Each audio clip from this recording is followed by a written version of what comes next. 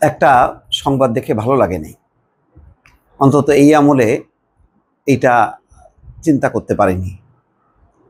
সেটা হচ্ছে চট্টগ্রাম আইনজীবী সমিতি ভোট হচ্ছে না, সভাপতি সম্পাদক সহ 21টি পদে বিএনপি জামাত ভাগাভাগি। সেই পুরনো রোগ, আমরা ওই রোগেই ফিরলাম। এগুলি তো সিমটম। যদিও আইনজীবী সমিতি জাতীয় নির্বাচনকে প্রতিনিধিত্ব করে না, কিন্তু এর চেয়েও কম গুরুত্ব সম্পন্ন যেই নির্বাচন হতো আগে, সেগুলো প্রহসন হতো, সেগুলোতেও নির্বাচন করতে দিত না ক্ষমতাসীনরা।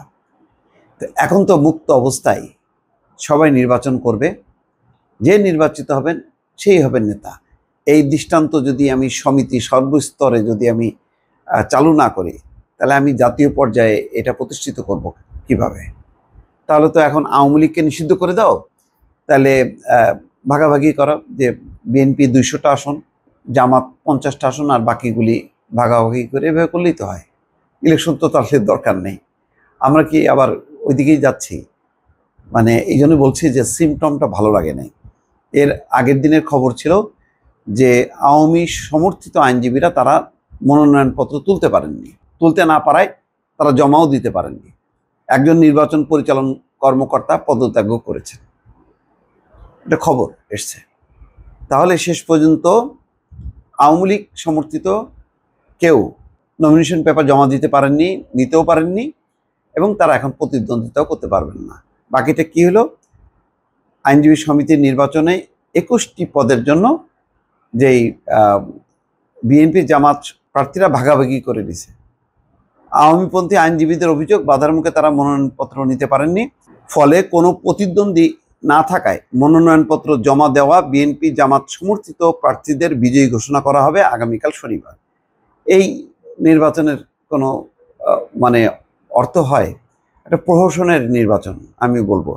এটা কোনো নির্বাচনই না। যে নির্বাচনে কোনো প্রতিদ্বন্দ্বী প্রার্থী থাকে না, সেটা কোনো নির্বাচন না। মানে এটা কি হলো? এটা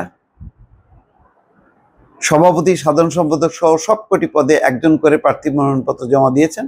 আর শুক্রবার ছিল মনোনয়নপত্র জমা দেওয়ার শেষ দিন। 16ই এপ্রিল আইনজীবী সমিতির নির্বাচন অনুষ্ঠিত হওয়ার কথা রয়েছে, কিন্তু প্রতিদ্বন্দ্বী না থাকায় আর ভোট হবে না। জানতে চাইলে মুখ্য নির্বাচনী কর্মকর্তা তারিক আহমেদ বলেন, 21টি পদের জন্য 21 জন প্রার্থী মনোনয়নপত্র জমা দিয়েছেন। যাচাই বাছাই করে এগুলো সঠিক পাওয়া গেছে। যেহেতু কোনো প্রতিদ্বন্দ্বী প্রার্থী নেই, তাই আগামীকাল তাদের বিজয়ী ঘোষণা করা হবে। মানে কি অদ্ভুত ব্যাপার! সভাপতি পদে বিএনপি, সাধারণ সম্পাদক পদে জামাত, এইভাবে ভাগযোগ করে নিছে। এখানে দেখা যাচ্ছে যে আইনজীবী সমিতির নির্বাচনের সভাপতি ও সাধারণ সম্পাদক সহ 21টি পদের মধ্যে 14টি পদে বিএনপি সমর্থিত প্রার্থীদের আনুষ্ঠানিকভাবে বিজয়ী ঘোষণা করা হবে।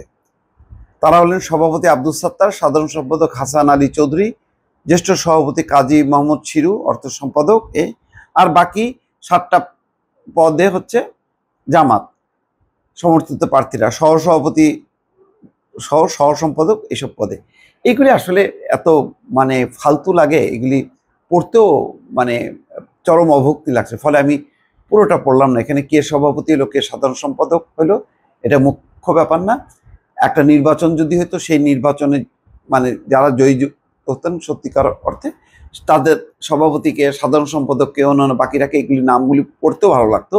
এখন আমার আর ভালো লাগলো না, কারণ টোটাল বিষয়টা, নির্বাচনটা একটা প্রহসনে পরিণত হলো। দর্শক ভালো থাকবেন, আল্লাহ হাফেজ।